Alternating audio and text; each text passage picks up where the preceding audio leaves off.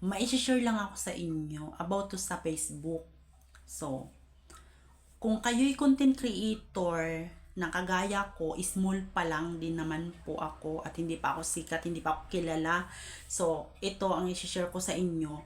Kung kayo'y bayad na kay Meta, di ba meron po dong binabayaran yung para daw maging secure yung account natin, maging safe yung account natin, magbayad tayo ng 30 pesos sa kay Meta at pag sunod na buwan ay umabot na ng 499, di ba? Merong ganon. So, ganito. Kapag bayad kayo ng ganon at ang inyong Facebook ay pinalitan nyo ng profiles, dapat pala ay huwag nyong palitan.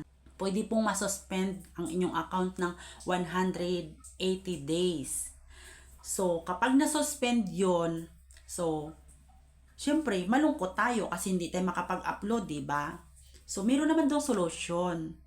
Ang solution doon, lagay doon, ay palitan yung iyong password. Tapos hanapin mo yung kung anong Gmail ang ginamit mo doon sa iyong Facebook. Hanapin mo yun. Pag nahanap mo yun, meron dong pagpipilian. Kasi sa akin kasi 5 yung Gmail na nilagay ko doon, 5 at 2 number.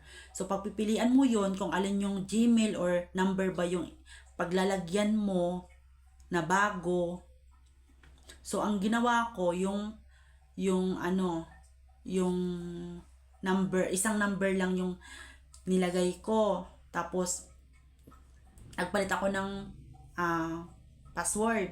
Nung nagpalit ako ng password, di sabi ni Mita, waiting daw ako ng 48 days. Pero hindi na po kailangan mag-antay ng 48 days.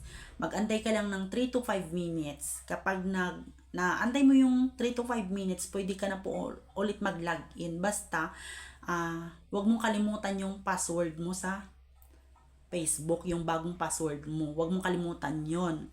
So, yon ang ma-share ko lang sa inyo, kapag kayo bayad, wag po kayo magpalit ng inyong profile sa Facebook para hindi po kayo masuspend ng 180 days. Yun lang.